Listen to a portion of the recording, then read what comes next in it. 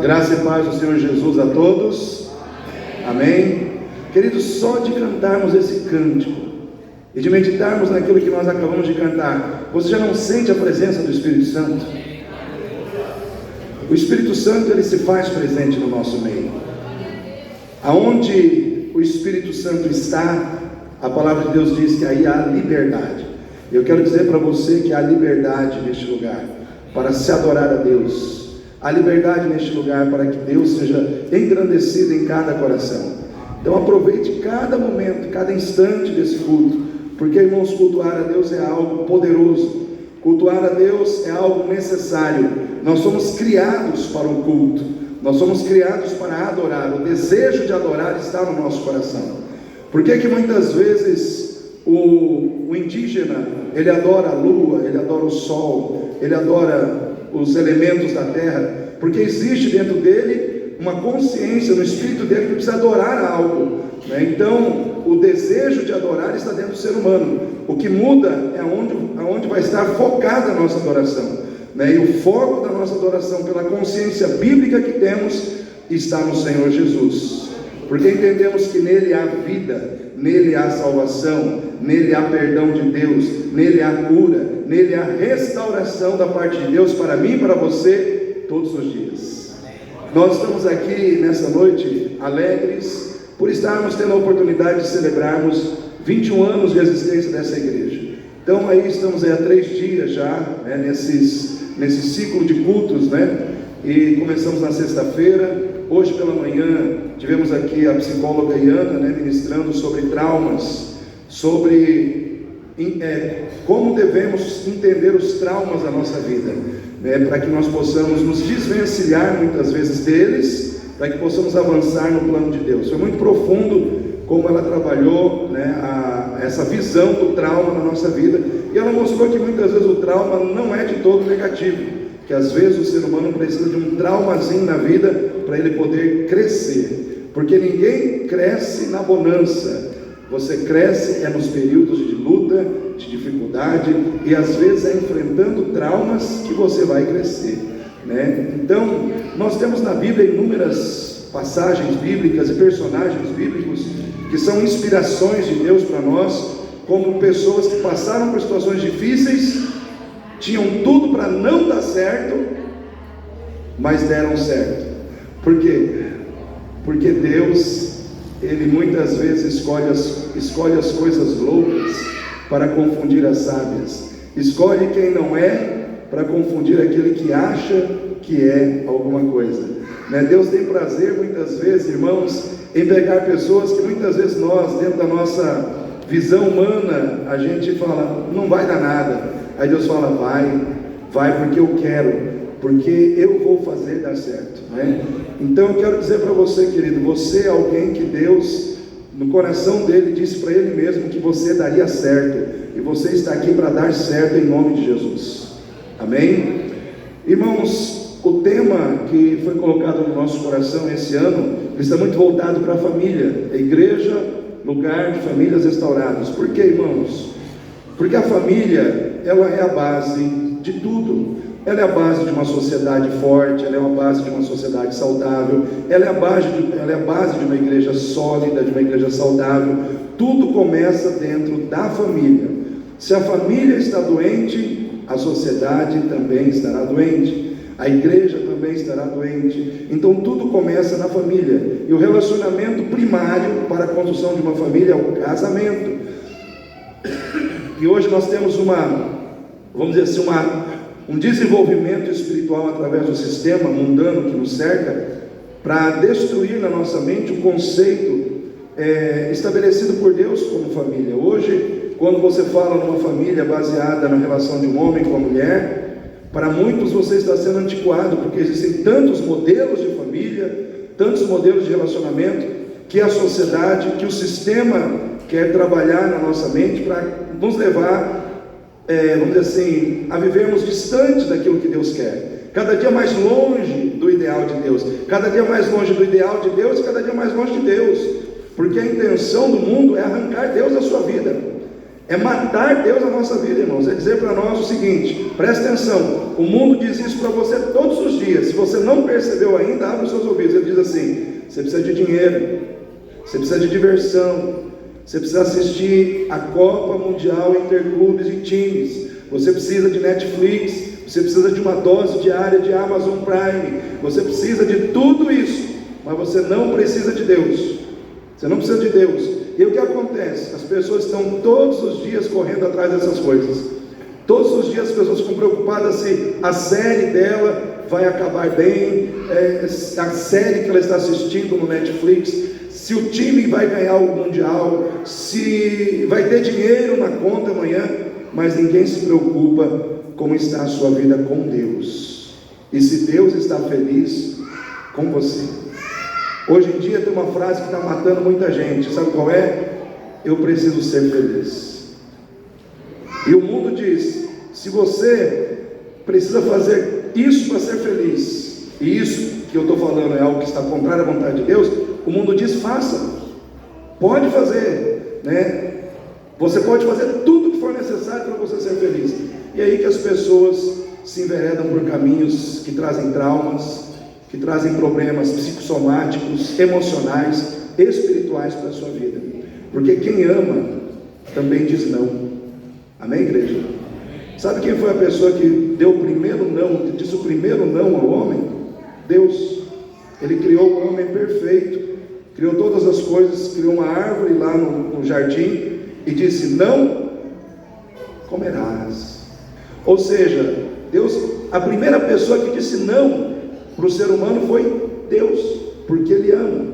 Ele falou: se você comer disso aí, você vai se dar mal, né? Porém Deus, Ele nos cria com consciência, com vontade própria, né? E Ele nos deixa decidir. Então a vida com Deus é um processo diário de decisões constantes, baseadas na nossa liberdade, no nosso livre-arbítrio, porque somos pessoas que temos que decidir a nossa vida, temos que decidir. E falando, irmãos, desse tema, vou pedir para o Davi projetar para mim, Filipenses 3:13. Olha aqui, preste atenção. Irmãos, isso é o apóstolo Paulo falando à igreja dos Filipenses. Irmãos, quanto a mim, não julgo que o haja alcançado, mas uma coisa eu faço, e é que, esquecendo-me das coisas que atrás ficam, e avançando para as que estão adiante de mim, prossigo para o alvo, pelo prêmio da soberana vocação de Deus em Cristo Jesus. Amém? Se você quer alcançar algo que está à frente, você tem que caminhar para trás ou para frente? Só irmã Sandra? Vou perguntar de novo. Se você quer alcançar algo que está na tua frente, você tem que caminhar para trás ou para frente? Aí, legal. Temos que caminhar para frente. Mas como que a gente vai caminhar para frente se a gente está trazendo um fardo que deveria ter ficado para trás? Ou se a gente está olhando para trás e querendo caminhar para frente? Não vai dar certo. Eu contei uma história hoje de manhã sobre uma mãe que era professora de história, ela ensinando o filho sobre as diversas maneiras como o Império Romano matava pessoas. E uma delas era da seguinte forma: a pessoa era condenada à morte, então eles amarravam morto, um cadáver no corpo daquela pessoa, e aquela pessoa tinha que carregar aquele cadáver, até que ele morria com o peso do cadáver ou com as doenças que o cadáver passava para ele. Então muitas vezes é isso que acontece quando a gente carrega o nosso passado, porque o passado ruim ele tem um peso, o passado ruim ele tem enfermidades, ele tem doenças, e isso a gente tem que deixar para trás, porque se nós não deixarmos para trás, ele mata o nosso presente. Então uma vida com excesso de depressão e de tristeza é uma vida com excesso de passado, como também uma vida com excesso de como é que chama aquela doença que a pessoa fica pensando no futuro? Ansiedade. Uma vida com excesso de ansiedade é uma vida cheia de futuro, a pessoa está pensando lá na frente. Mas uma vida com excesso de felicidade é uma vida cheia de presente, porque a gente tem que pensar no hoje, é no agora. A vida é agora. Se você fica pensando demais lá atrás ou demais lá na frente, você deixa de viver o hoje. E é no hoje que você define o seu futuro. É agora que que você define as situações da sua vida. Então nós precisamos pensar nisso. Então essa temática que Deus colocou no nosso coração é uma temática de cura, é uma temática de restauração para as nossas vidas, irmãos. Porque muitas vezes, sabe o que acontece? Tem muita gente dentro da igreja, mas tem muita gente dentro da igreja que está doente da alma, está doente nos seus relacionamentos. Mas eu estou na igreja, mas não adianta estar na igreja. Você precisa deixar o Deus da igreja, através da sua palavra, do seu Santo Espírito, trabalhar na sua vida, resolver questões que estão dentro de você. E isso vai exigir de nós, muitas vezes, humildade para reconhecer situações, buscar ajuda, né? A Bíblia diz que na multidão de conselheiros há sabedoria. Ou seja, quer dizer que você não pode decidir sempre sozinho. Às vezes você precisa de alguém que te ajude a decidir. Eu digo sempre, com raiva, não decida nada. Que nem Amã, né? O profeta falou, dá 7 mergulhos no Rio Jordão. Ele ficou com raiva. Esse profeta não deve ser de Deus. Mandou dar 7 mergulhos. Ele teria que ter vindo, colocado a mão sobre a minha cabeça e ministrado a cura. Aí ele ficou com raiva e indo embora. Aí alguém que servia ele, alguns dos servos, ele falou, mas Senhor, é só dar um mergulhinho, 7, né? Não compensa dar 7 mergulhinhos, né, no rio. Faz a prova, tira a prova dos 9, dos 7, né, vamos dizer assim, e veja se vai dar certo ou não. Aí ele parou, pensou, ponderou, analisou e voltou. Mas por que ele fez isso? Porque alguém conversou com ele. Você já parou a pensar que muitas vezes Deus coloca pessoas na sua vida para desviar você de um caminho que você, na sua teimosia, na sua raiva, está indo naquela direção e vai se dar mal se ninguém te parar? Quantas vezes Deus já usou alguém para parar você? Porque você sozinho ia se arrebentar, mas Deus colocou alguém na sua vida, né? Às vezes é a mulher, às vezes é o marido, né? Às vezes é alguém que está do seu lado, né? Mas, queridos, como não sou eu que vou pregar, e o pastor gosta de pregar, e se deixar eu vou pregar, eu quero parar aqui por enquanto, né? A temática nossa é essa. Deus tem trabalhado muito nesses dias. Primeiro dia o apóstolo Márcio Tanino veio aqui e ministrou para nós sobre o poder do Espírito Santo. Aí no sábado à noite a pastora Joelma, presidente da Casa da Criança Peniel, veio aqui e falou sobre Jefité, né? Falou sobre toda aquela trajetória de Jefité, de superação. Hoje a psicóloga falou sobre os traumas, né? E hoje Deus vai usar o pastor Tiago Moura aí para falar com a gente, eu não sei do que ainda, né? Deus não me deu essa revelação, né? Então, daqui a pouco nós vamos ouvir mais de Deus. Mas nesse momento, eu quero continuar reconhecendo o valor das pessoas que Deus colocou ao meu lado para estarem desenvolvendo juntamente comigo esta obra, esse ministério. E ninguém faz nada sozinho. Eu, como pastor, jamais conseguiria fazer todo o trabalho que precisaria ser feito dentro da casa de Deus se eu estivesse só. Graças a Deus, Deus levantou pessoas. Então nós falamos das pessoas que estiveram aqui conosco desde o início da fundação dessa igreja. Essa igreja aqui nasceu debaixo de uma árvore que fica aqui na rua. Era um ponto de pregação, eu pregava debaixo dessa árvore, as pessoas foram se convertendo lá, e até que nós chegamos aqui. Então essa igreja não teve outro pastor, irmãos, sou eu até hoje, 21 anos, estou aqui, né, amassando barro, né, caminhando, obedecendo a Deus, e chegamos aqui, nesse ponto, onde Deus nos deu a condição de comprar esses terrenos, tudo com oferta, com dízimo, com fidelidade, né? Chegamos aqui, mas nós não vamos parar, porque Deus tem coisas maiores, amém? Deus tem coisas maiores. Eu quero buscar aquilo que é maior de Deus para as nossas vidas, para mim e para todos nós que estamos aqui, e nós não conseguimos isso sem a ajuda de pessoas. E eu quero honrar aqui as pessoas que estão trabalhando hoje na igreja, os líderes, aqueles que estão em algum ministério. Então nós vamos começar aqui hoje com o pessoal da portaria, né? O pessoal da recepção, integração de membros, de pessoas.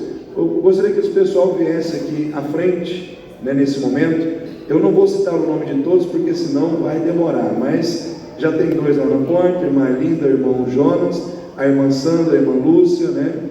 E quem mais que está nesse ministério aí? Sebastião e Ângela, Thaísa,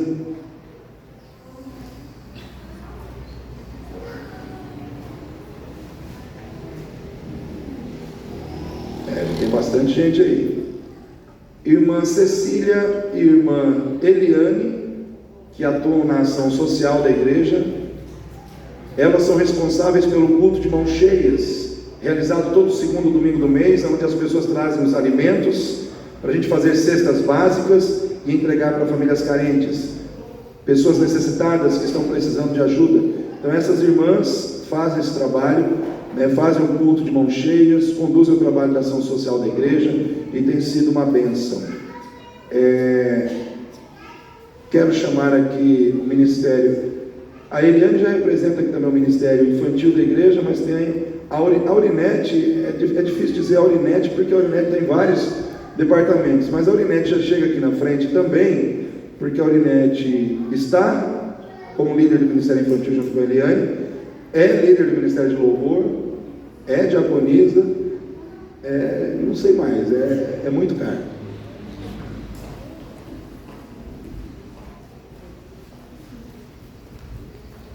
Vou chamar os levitas, esse ministério tão importante,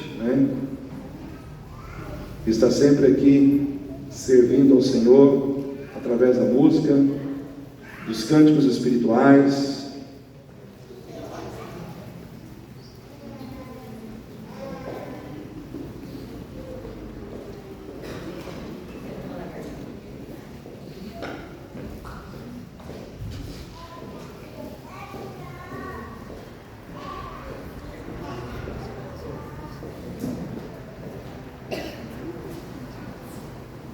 Os outros ministérios que não estão aqui já foram homenageados em outros dias, mas eu tenho que consultar a minha memória auxiliar, a minha esposa. Está faltando alguém? Não.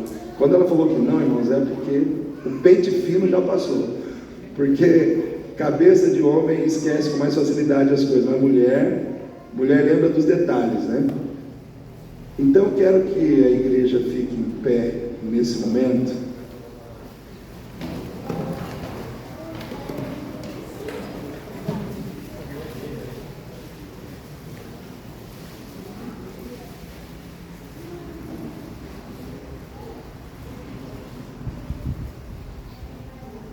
Davizão está entregando ali. Para quem não sabe, o Davi é meu filho mais novo.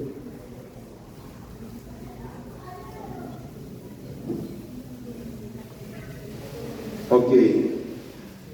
Pois é, olha aí. Chegando convidado, o pessoal da portaria está aqui, Mas está certo, é assim mesmo. Não tem como estar em dois lugares ao mesmo tempo, só o Espírito Santo, Então eu pedi para os irmãos levantarem as mãos nesse momento. Nós vamos orar por essas pessoas que têm feito a diferença. Tem feito a diferença na minha vida, porque sem elas eu não conseguiria, e tem feito a diferença na vida da igreja, Então nós precisamos orar por essas pessoas, para Deus renovar a vida delas, renovar a fé, o ânimo, a coragem, para que elas continuem firmes. Oremos. Querido Deus e Pai, em nome do Senhor Jesus, na autoridade do Espírito Santo, Pai, eu estendo a minha mão agora, juntamente com a Tua igreja, para abençoar essas vidas, que o Senhor levantou e colocou dentro da Tua igreja. Não fui eu, foi o Senhor que levantou cada uma dessas pessoas, foi o Senhor que deu o dom, foi o Senhor que deu o chamado, foi o Senhor que colocou a incumbência, foi o Senhor que capacitou, meu Pai. Agora eu peço, respalda, eu peço agora, Senhor Deus, ó Pai, supre, eu peço agora, Senhor Deus, ó Pai, cuida das necessidades dessas pessoas, em nome de Jesus. Dá a elas a condição de continuarem firmes na Tua presença, fazendo a diferença, meu Pai, no reino do Senhor, na obra do Senhor, na igreja do Senhor. Que elas sejam tomadas pelo Espírito Santo cada dia, e cada dia mais, Senhor, que cada dia mais o coração delas seja de Jesus, seja do Senhor Jesus, que Jesus cresça em cada um de nós, Pai, a começar em mim, ó Deus, a começar em mim, que nós venhamos a diminuir, para que Jesus possa crescer, aleluia, ó Deus, e assim, ó Deus, a glória do Senhor Jesus possa resplandecer em nossas vidas, naquilo que fazemos, ó Deus, e pela maneira como nós vivemos, ó Deus, porque o lugar mais fácil de ser crente é dentro da igreja, mas, ó Deus, é lá fora que a gente tem que ser sal, é lá fora que a gente tem que ser luz, levar, ó Deus, para o mundo a luz do entendimento da Tua Palavra, ó Deus, sobre salvação, sobre graça, sobre quem é Jesus, sobre o Evangelho de Cristo, meu Pai. Lá fora nós precisamos falar de Jesus primeiro com as nossas atitudes, e se necessário for, com as nossas palavras, mas as nossas atitudes, nosso exemplo, o nosso caminhar, ó Deus, tem que falar de que a nossa vida tem um Salvador, e esse Salvador é Jesus. Pai, abençoa essas vidas, eu entrego essas vidas, suas casas, suas famílias, em Tuas mãos, Pai, em nome do Senhor Jesus, amém. Uma salva de palmas para os irmãos. Muito bem. Nesse momento, teremos o momento dos dízimos e das ofertas, né? A palavra de Deus diz em Malaquias, capítulo 3:10: trazei todos os dízimos à casa do tesouro, depois fazei prova de mim, do Senhor dos Exércitos, eu não vos abrir as janelas dos céus, e derramar sobre vós uma bênção tal, que dela vos advenha a maior abastança. Por amor de vós repreenderei o devorador, para que não vos consuma o fruto da terra, e a vide no campo não vos será estéril, diz o Senhor dos Exércitos. Então, se Ele disse, irmãos, acabou, né? Ele disse, está dito, nós temos que crer. Então, dízimo não é lei, né? Porque o dízimo ele é antes da lei, antes que houvesse lei. Abraão já estava entregando o dízimo a Melquisedeque. Dízimo é gratidão, dízimo é adoração, dízimo é reconhecer que você tem sido abençoado e ter um Deus que é responsável por isso. Então você deve agradecer, entregar a Deus o que é devido. Então todos que vieram preparados podem fazer isso. Existe um QR Code atrás de cada cadeira aí, para aqueles que não trouxeram o dinheiro em espécie, né? Que ninguém hoje anda com dinheiro mais, praticamente eu não ando, né? Então às vezes está na rua aí, bate lá o rapaz pedindo, fala, só se tiver Pix, né? Porque não tem como andar. Então quem se sentir à vontade para fazer Pix, para fazer transferência eletrônica, fica à vontade. Quem quiser trazer no gasofilaço, fica à vontade. Esse momento é um momento para a igreja. Então vamos ficar em pé, enquanto o Ministério de Louvor canta, nós podemos vir e demonstrar a Deus a nossa fidelidade.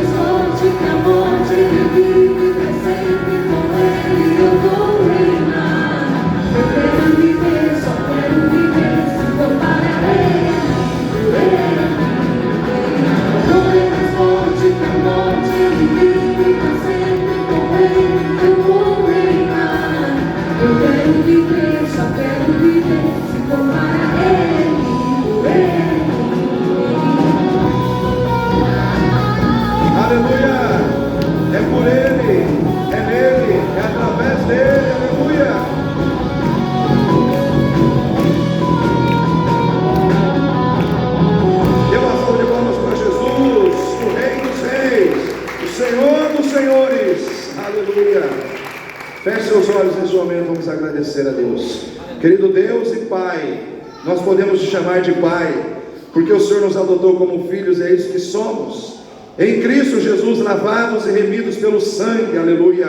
Nós nos colocamos aqui felizes, alegres, realizados, meu Pai, por tão grande salvação que o Senhor, ó Deus, estabeleceu sobre as nossas vidas. Obrigado porque um dia fomos alvo, ó Deus, da Tua obra, e hoje nós podemos ser cooperadores desta obra. Podemos, meu Pai, com as nossas vidas, com os dons, com os talentos, com os recursos financeiros que o Senhor tem colocado em nossas mãos, podemos trabalhar para que outras vidas sejam alcançadas, para que outras vidas possam ser, ó Deus, resgatadas do pecado e trazidas aos pés de Jesus, aleluia. Deus, obrigado por cada vida que entendeu que viver, ó Deus, um relacionamento contigo é um relacionamento de gratidão, ó Deus, onde nós podemos entregar com alegria no teu altar, ó Deus, aquilo que o Senhor espera de nós, ó Pai, seja o dízimo, seja a oferta, meu Pai. Obrigado por cada uma dessas vidas, que o Senhor derrame sobre elas prosperidade, ó Deus, em todos os níveis, que o Senhor abençoe, meu Pai, o trabalho de suas mãos, que não venha faltar o pão, que não venha faltar, meu Pai, o alimento, que não venha faltar, meu Pai, renda, que não venha faltar condições na vida do teu povo, aleluia, em nome de Jesus, Pai. O Senhor diz na tua palavra: trazei todos os dízimos à casa do tesouro, depois fazei prova de mim, diz o Senhor dos Exércitos, se eu não vos abrir as janelas dos céus, e derramar sobre vós uma bênção tal, que dela vos advenha maior abastança, por amor de vós repreenderei o devorador, para que não vos consuma o fruto da terra, e a vide no campo não vos será estéril, diz o Senhor dos Exércitos. Pai, essa palavra é para nós, essa palavra se aplica às nossas vidas. Deus, abençoa, Pai, abençoa a semente e a sementeira, ó Deus, para que ela possa produzir ainda mais, aleluia. Abençoa, Senhor Deus, ó Pai, os missionários que estão ativos no campo missionário e que também, ó Deus, recebem, ó Deus, o sustento financeiro através da oferta missionária que é recolhida no altar da tua igreja. Deus, visita esses missionários e leva a eles a provisão que eles precisam, meu Pai, e usa suas vidas para que eles sejam, ó Pai, agentes de proclamação do Evangelho da salvação por onde eles passarem. Ó Deus, eu oro neste momento, entregando em tuas mãos, meu Pai, ó Deus, essas vidas, ó Pai, entregando em tuas mãos o dízimo, a oferta, e acima de tudo, Pai, entregando em tuas mãos a vida do ofertante, porque maior do que a oferta é o ofertante, maior que a oferta é aquele que entrega a oferta. Deus, abençoa essas pessoas, Pai, eu oro em nome do Senhor Jesus, amém. Amém. Os irmãos podem se